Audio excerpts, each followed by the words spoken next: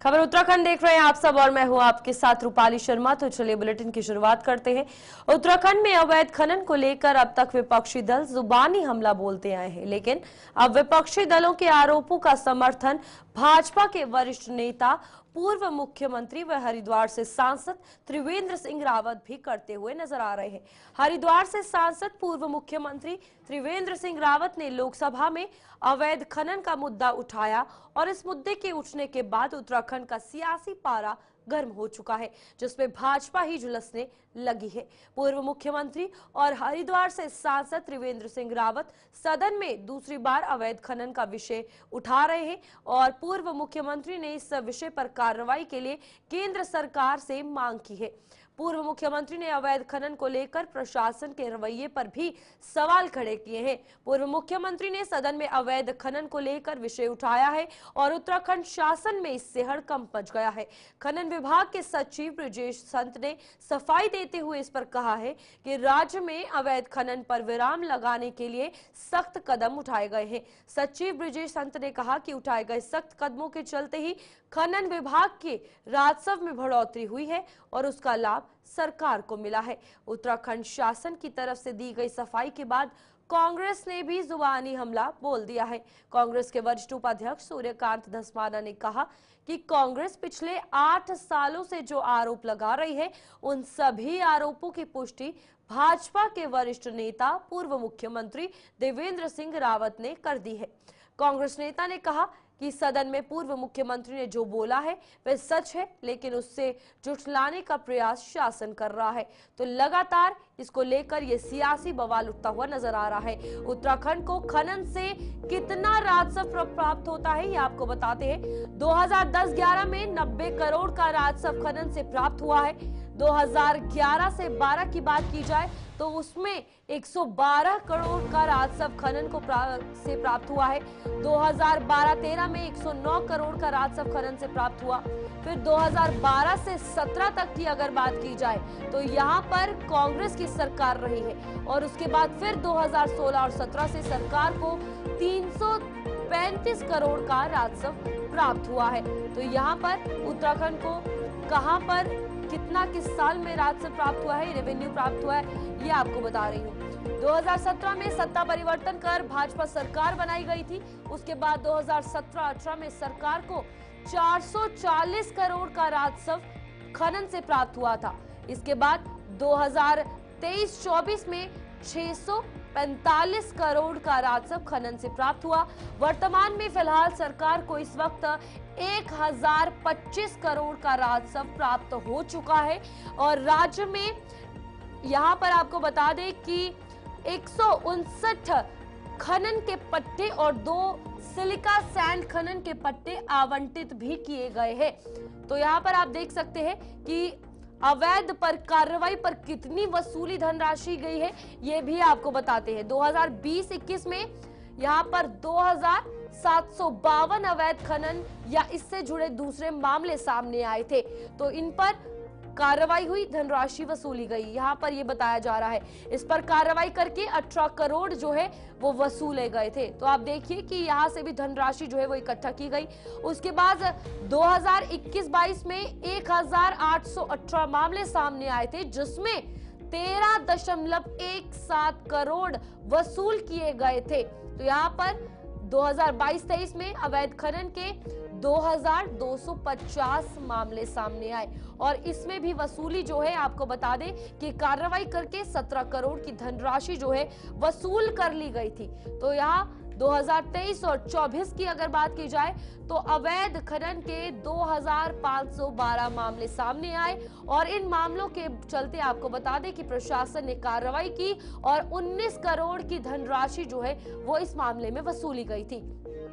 वही 2024-25 में अभी तक की बात की जाए तो 2176 मामले जो है वो सामने आए हैं और इन मामलों के चलते आपको बता दें कि कार्रवाई जो की गई उसमें अभी तक इन मामलों में कार्रवाई करके 74.22 करोड़ की धनराशि वसूली गई है। तो यहाँ पर जो धनराशि है वसूलने की वो भी बड़ी है, कार्रवाई जो है वो हुई है, लेकिन उसके बावजूद आप देखिए कि आपको बताएं कि कितना रेवेन्यू आया है और क्या कुछ रहा है। हरिद्वार, नैनीताल और उधम सिंह नगर जिलों में रात के समय अवैध रूप से संचालित खनन ट्रकों से संबंधित है। यह मुद्दा न केवल कानून और पर्यावरण सुरक्षा के लिए खतरा बनता जा रहा है, बल्कि आम जनता की सुरक्षा को भी गंभीर रूप से प्रभावित कर रहा है। यह देखा गया है कि राज्य सरकार और प्रशासन के स्पष्ट निर्देशों के बावजूद खनन माफिया द्वारा रात के समय ट्रकों का अवैध संचालन धड़ल्ले से किया जा रहा है। इन ट्रकों में भारी मात्रा में ओवरलोडिंग की जाती है और बिना किसी वैध अनुमति के खनिजों का परिवहन किया जाता है। इन अवैध गतिविधियों के कारण राज्य में सड़कों, पुलों और अन्य बुनियादी ढांचे को भारी क्षति हो रही है, जिससे आम नागरिकों के लिए आवागमन कठिन हो गया है।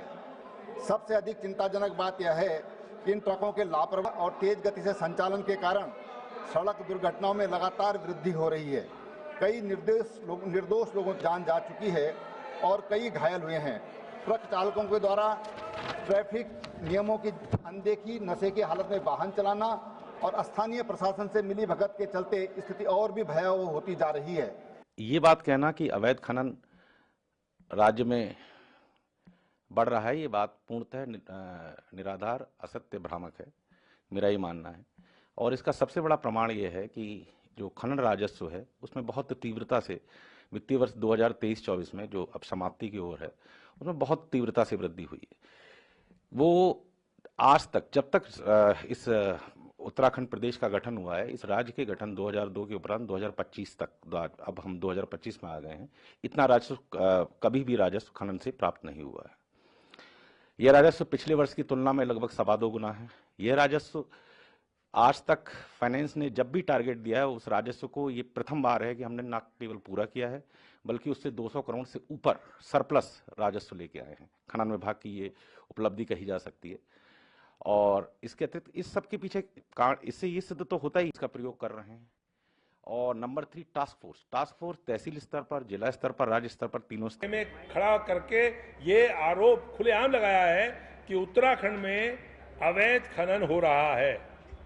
उन्होंने ये आरोप लगाया है कि राज्य में सरकार के संरक्षण में अवैध खनन हो रहा है। अपनी सरकार के बारे में उन्होंने दूसरी बार लगातार कहा है कि अवैध खनन करने वाले लोगों की हत्या कर रहे हैं। अवैध जो डंपर चल रहे हैं, ट्रैक्टर ट्रॉली चल रही हैं, वो लोगों को कुचलने का काम कर रही हैं। ये हम नहीं कह रहे हैं, प्रदेश के पूर्व मुख्यमंत्री जो भाजपा के माननीय सांसद हैं वो कह रहे हैं। कांग्रेस के सारे आरोपों पर उन्होंने मोहर लगाई है। कांग्रेस इस बात को कहती आई है कि राज्य में खनन माफिया पूरी तरह से सरकार के संरक्षण में राज्य में तबाही मचाए हुए है। और उसी बात को दूसरी बार त्रिवेंद्र सिंह रावत जी ने पार्लियामेंट में खड़े होकर कहा है, लोकसभा में खड़े होकर के कहा है। हम धामी सरकार से बात कर रहे हैं, हम उनसे सवाल कर रहे हैं कि आप व्हाइट पेपर जारी करो। और व्हाइट पेपर केवल 1 साल का नहीं, 2017 से लेकर के आज की तारीख तक 8 वर्षों में भाजपा के राज्य में कितना अवैध खनन हुआ है, इस राज्य में कितना लोगों पे पेनल्टी हुई है, इस राज्य में टोटल कितना माल निकला है अवैध खनन में, ये सारा जो है इसके ऊपर जवाब। प्रदेश की महिला एवं बाल विकास मंत्री रेखा आर्य शुक्रवार को हरिद्वार के दौरे पर रही। हरिद्वार के सिडकुल स्थित एक निजी कंपनी में आयोजित ग्रेजुएशन सेरेमनी कार्यक्रम में मंत्री रेखा आर्य ने शिरकत की। इस दौरान मंत्री ने कई महिलाओं को सर्टिफिकेट बांटे। लोगों को संबोधित करते हुए मंत्री रेखा आर्य ने कहा कि बालिकाओं का सशक्तिकरण उनके जन्म के समय से ही होना चाहिए, तभी वे आत्मनिर्भर बनने की सीख के साथ बड़ी होंगी। उन्होंने कहा कि महिलाओं की आत्मनिर्भर बनने के लिए प्रदेश सरकार तमाम योजनाएं चला रही है। चारधाम यात्रा की तैयारियां तेज हो गई हैं। बद्री केदार मंदिर समिति की ओर से इस बार अभिनव पहल शुरू की गई है, जिससे तीर्थ यात्रियों को राहत मिलने के साथ ही यात्रा को भी ग्रीन बनाया जा सकेगा। इसको लेकर बद्री केदार मंदिर समिति जमीनी स्तर पर कार्य कर रही है। इस बार जहां तीर्थ यात्रियों को जुट की थैलियों में प्रसाद वितरण किया जा रहा है, वहीं बद्री केदार की जानकारी 12 भाषाओं में देने के साथ ही 47 अन्य प्रसिद्ध मंदिरों की जानकारी भी दी जाएगी। इसके साथ ही मंदिर परिसर में रील्स बनाने को लेकर भी बीकेटीसी कार्रवाई करेगी। देखिए, अभी हम हाल ही में पूरे दोनों धाम का भ्रमण करके आया हूँ और अभी जैसे आपने सुना होगा, सवेरे अखबार में पढ़ा मैंने कि माननीय मुख्यमंत्री द्वारा स्वास्थ्य विभाग की जो इन्फॉर्मेशन है वो 12 भाषाओं में दी जाएगी। तो उसी को दृष्टिगत रखते हुए हम लोगों ने भी जो हमारे चार धाम के और विशेषकर अंग्रेजी, तमिल, तेलुगु, गुजराती, मराठी, कन्नड़ और बांग्ला भाषा में हमने से पब्लिश किया है माननीय मुख्यमंत्री के दिशा निर्देश के अनुरूप। और जिससे कि लोग क्या होते हैं, बेसिकली सिर्फ दो ही चीज़ को जानते थे, बद्री और केदार, जबकि हमारे वहाँ पंचबद्री, पंचकेदार, ध्यान बद्री, योग बद्री, भविष्य बद्री, बृहस्पति, कल्पेश्वर, तुंगनाथ, रुद्रनाथ, बहुत सारे हमारे टेम्पल्स हैं। 47 टेम्पल हमारे बीकेटीसी के, तो उन सब की इन्फॉर्मेशन हमने ये जो लोकल लैंग्वेज है उसमें रखी है। और हमारा प्रयास रहेगा कि जो हमारे सारे तीर्थ स्थलों का जो श्रद्धालु, जो भक्तगण यहाँ घूमने आते, उसका दर्शन कर पाएँ। और इसको हमने उनकी नेटिव लैंग्वेज में इसीलिए छपा है ताकि वो इसको जान सके। और हमने ये प्रयास किया कि जितने भी हमारे होटल हैं, मोटल हैं, रिजॉर्ट हैं, रेलवे स्टेशन हैं और हेली कंपनी है, उसको हम ये लोग फ्री ऑफ कॉस्ट में बांटेंगे। और इसके साथ साथ जो हमारे गेस्ट हाउस है, लगभग हमारे जो पूरे बीकेटीसी के 37 गेस्ट हाउस है, उसको हम लोगों ने पूरे रिनोवेट कर दिए हैं। मंदिर के बाहर जितना भी नुकसान हुआ उसकी हमारी टीम 8 अप्रैल को जाएगी दोनों धाम में, बद्रीनाथ और केदारनाथ में। और हमारा यही प्रयास रहेगा कि जितने भी श्रद्धालुगण हैं उनको अच्छे से दर्शन हैं। और मुझे उम्मीद है कि इस बार बहुत देखिए, अभी हाल ही में माननीय मुख्यमंत्री जी द्वारा इसमें बैठक ली गई थी। उनके द्वारा कहा गया था कि यात्रा हमारी ग्रीन यात्रा होगी और जो ग्रीन यात्रा में हमारा उद्देश्य होगा कि लोग पॉलीथीन का प्रयोग न करें। तो इसलिए बीकेटीसी ने निर्णय लिया है कि हम लोग जूट के बैग बनाएंगे और हमारे कर्मचारियों को इसका प्रशिक्षण भी दिया गया है। और हम लोग इस बार जितने भी प्रसाद हैं, वहाँ के चाहे वेंडर्स हैं, चाहे हम ही लोग हैं, हम सारे प्रसाद को जूट के बैग में देंगे ताकि हमारा पर्यावरण सुरक्षित रहे। और हम कोशिश ही करें कोई भी व्यक्ति पॉलीथीन का उपयोग। आगामी चारधाम यात्रा की शुरुआत होने जा रही है और टिहरी जिला चारधाम यात्रा का मुख्य केंद्र है। जो भी देश विदेश के श्रद्धालु चारधाम की यात्रा पर आता है उसे केदारनाथ, बद्रीनाथ जाने के लिए टिहरी जिले के ऋषिकेश, देवप्रयाग, कीर्तिनगर, श्रीनगर होते हुए जाना पड़ता है। और गंगोत्री, यमुनोत्री जाने के लिए टिहरी जिले के ऋषिकेश, चंबा, धरासू से ही गुजरना पड़ता है। चारधाम यात्रा को लेकर कहा गया कि 29 एम्बुलेंस, जिसमें 13 एम्बुलेंस 108 सेवा की और 16 एम्बुलेंस स्वास्थ्य की है, साथ ही 20 स्वास्थ्य केंद्र इकाई है। इसमें सभी डॉक्टर, स्टाफ, औषधियां सहित पूरी सुविधाओं के साथ ये जो एम्बुलेंस है वो तैनात रहेगी। साथ ही विभाग ने यात्रा मार्गों पर श्रद्धालुओं की सुविधा के लिए हर 20 किलोमीटर की दूरी पर टोल फ्री नंबर के साथ बड़े बड़े होर्डिंग, बैनर लगाए गए हैं जिसमें स्वास्थ्य संबंधित सभी सूचना लिखी गई है। सभी श्रद्धालुओं को अतिथि देव भव के तहत सभी श्रद्धालुओं की अच्छी सेवा मिले और प्रसन्न होकर अच्छा संदेश वो यहाँ से लेकर जाएं। साथ ही स्वास्थ्य विभाग ने ये कहा कि ये भी कोशिश रहेगी कि किसी भी तरह की दुर्घटना होने पर स्वास्थ्य विभाग की टीम एम्बुलेंस के साथ 15 मिनट के अंदर घटनास्थल पर पहुंचे, जिससे तत्काल बेहतर स्वास्थ्य सुविधाएं मिले। चारधाम यात्रा मार्ग पर 76 चिकित्सा अधिकारी, 21 फार्मासिस्ट, 29 नर्सिंग अधिकारी, 38 कक्ष सेवक और 28 स्वच्छक सहित टोटल 192 कर्मचारियों का स्टाफ तैनात है और 29 एम्बुलेंस यात्रा मार्ग पर तैनात की गई है। वर्तमान में चारधाम यात्रा मार्ग पर जो हमारी स्वास्थ्य इकाइयाँ पड़ती हैं, जिनकी संख्या 20 है, उनको हमने अद्यतन चिकित्सा उपकरणों से सुसज्जित किया है। और उन चिकित्सा इकाइयों पे जो मानव संसाधन है उसको भी हमने ट्रेंड किया है। और हमारी तरफ से ये स्पष्ट निर्देश दिए भी गए हैं सबको कि अगर कोई प्रकरण किसी भी समय आता है तो उसमें जो प्रतिक्रिया समय है वो हमारा मिनिमम 15 मिनट ही रहेगा। 15 मिनट के अंदर हमारी 108 गाड़ियाँ या हमारा जो चिकित्सा संसाधन है वहाँ पे लोगों को मिल जाए, ये हमारा पूरा प्रयास रहेगा। वर्तमान में इन सभी मार्गों पे हमारी 29 108 एम्बुलेंसेस भी रहेंगी, जिसमें 108 हमारी विभागीय एम्बुलेंस दोनों हैं, जिसमें हमारी 13 तो 108 हैं और बाकी हमारी विभागीय एम्बुलेंस हैं। हमने विभागीय एम्बुलेंस से संबंधित जितने भी चिकित्सा इकाइयों के प्रभारी हैं उनको स्पष्ट निर्देश दिया है कि इन वाहनों में उपकरण और जो हमारी औषधियाँ हैं और वाहन चालक और उसका जो EMT का स्टाफ होता है वो बिल्कुल मुस्तैद रहेगा। और किसी भी समय अगर कोई ऐसी घटना आती है तो हमारा प्रतिक्रिया समय जो मैंने आपको बताया कि 15 मिनट्स होगा, उसके अंदर हम लोग प्रतिक्रिया कर उस संबंधित स्थल पर पहुँच के जन सामान्य को या जो भी आदमी घायल होगा उसको सेवा प्रदान करेंगे। देखिए, ओवरऑल चारधाम यात्रा के लिए हमारा टिहरी जो है वो गेटवे है। समस्त चारधाम, चाहे हमारे यात्री जो आज की तिथि में या जो हमारी यात्रा शुरू होने के बाद बद्रीनाथ जाएंगे या केदारनाथ जाएंगे या गंगोत्री, यमुनोत्री जाएंगे, वो सभी लोग इसी हमारे टिहरी के अंदर से ही होके जाते हैं। अब आप देखिए कि हमारे पास ऋषिकेश से जो कीर्तिनगर का ट्रैक है उसमें हमारे पास बद्रीनाथ और केदारनाथ के जाने वाले यात्री, ऋषिकेश से जो हमारा रास्ता जाता है चंबा और कांडिश और छाम होकर के, इसमें जो हमारे गंगोत्री की तरफ से जाते हैं ये लोग जाते हैं। उधर देहरादून से होकर के जो कटा पत्थर होकर के हमारे नैन बाग की तरफ से घुसते हैं या डामटा की तरफ जाते हैं, वो जिनको यमुनोत्री जाना होता है वो भी हमारे जनपद से होके जाते हैं। तो ओवरऑल लगभग 235 किलोमीटर का जो एरिया है चार धाम का वो हमारे जनपद से ही होके जाता है। वो अलग बात है कि जो यात्री जाता है हमारे जनपद से वो ट्रांजिशनल उनकी यात्रा होती है। ऐसा कोई स्थल नहीं है या ऐसा कोई विशेष मंदिर नहीं है कि जहाँ पे हमारे यात्री आकर के रुकते हों या कोई स्थल या दर्शन करते हों, लेकिन फिर भी हमारी जो मेजर स्थान है जहाँ पे यात्रियों की रुकने की संभावना होती है वहाँ पे भी हमारी टीम लोकल में तैनात रहेगी। मैसेज क्या देंगे आप चार धाम यात्रा पर जो आने वाले यात्री हैं और अपने डॉक्टरों को? हम अपने डॉक्टरों को हमने ये मैसेज अपने स्तर से दिया है कि जो चार धाम यात्रा में हमारे पास यात्री आएंगे वो हमारे लिए अतिथि हैं, अतिथि देवो भव हमारी परंपरा रही है। तो उनको अगर हमारे स्वास्थ्य की तरफ से कोई भी समस्या होती है या कोई भी दिक्कत होती है तो उनको बेहतर और उचित सेवाएं प्रदान की जाएं, ताकि जब अपने प्रदेशों में जाएं तो हमारे प्रदेश से अच्छी सेवाओं का चारधाम यात्रा 2025 प्रारंभ होने में 1 महीने का समय बचा है।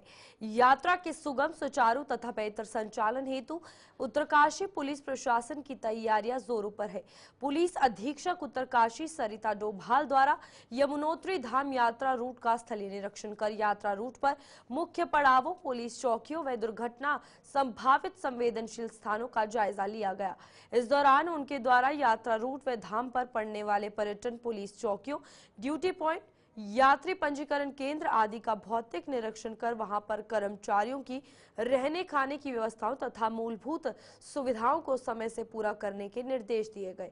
दुर्घटना संभावित संवेदनशील स्थानों पर आवश्यक सुरक्षात्मक उपाय के साथ साथ अतिरिक्त पुलिस बल नियुक्त करने के निर्देश दिए गए। यमुनोत्री पैदल मार्ग पर भीड़ नियंत्रण तथा यात्रा के सुरक्षित संचालन हेतु घोड़े खच्चर, डंडी कंडी के रोटेशन सिस्टम के साथ जरूरत पड़ने पर वैकल्पिक मार्ग के प्रयोग की योजना पर जोर दिया गया। वैकल्पिक मार्ग पर सुरक्षात्मक उपाय तथा यात्रा से संबंधित अन्य तैयारियों को समय से पूरा करने के लिए यात्रा से जुड़े विभागों के साथ समन्वय स्थापित करने की हिदायत दी गई।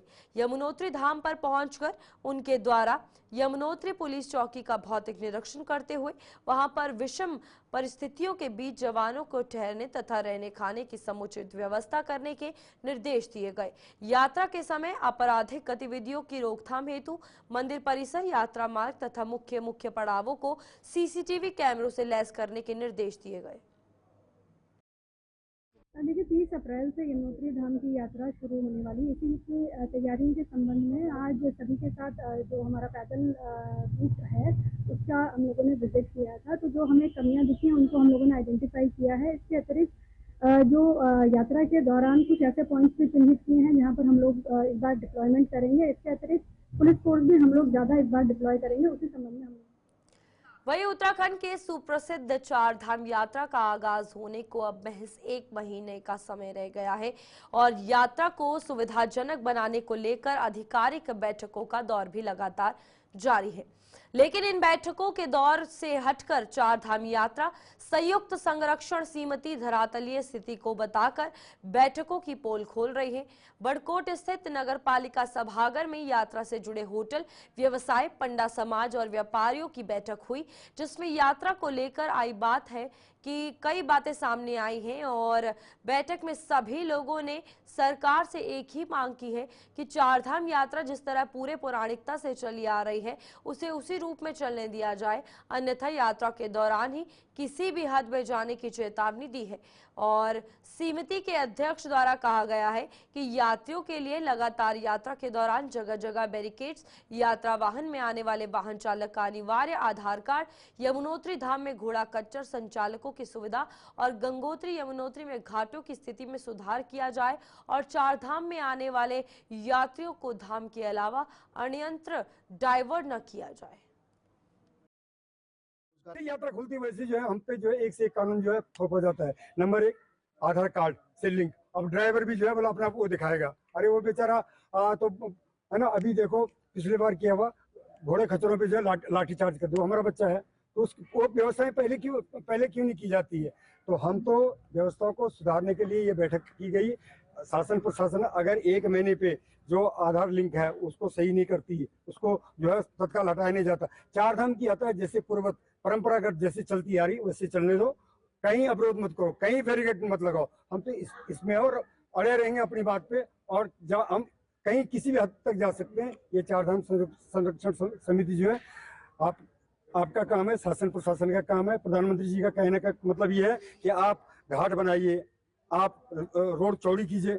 अरे 40 साल से हमने जो हमारे दादा ने जो रोड देखी उसको 2 मीटर मांग रहे हैं। वन मंत्री के पास हम मुख्यमंत्री के सामने गए थे, वन मंत्री जी को हमने 2 मीटर हमको चौड़ी के लिए आदेश कर दो, आप यहाँ साइन करवा दीजिए। अरे लिखित में कर दो ना, डीएफओ को बोलो 2 मीटर चौड़ी कर दो। तो वो चौड़ी रास्ता जब चौड़ा होगा तो कहाँ से जाम लगेगा।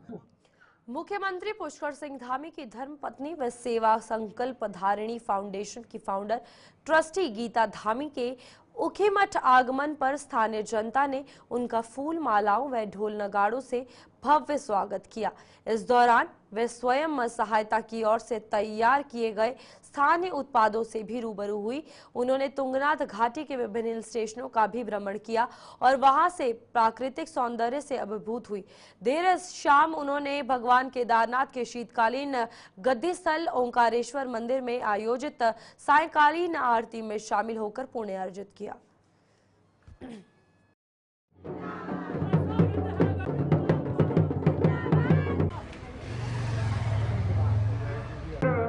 कार्यकर्ता बंधुओं से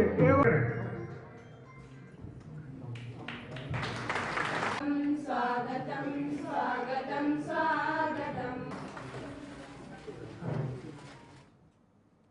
चलिए बुलेटिन में अभी के लिए इतना ही। खबरें आगे भी जारी रहेंगी। आप देखते रहिए गुलिस्तान न्यूज।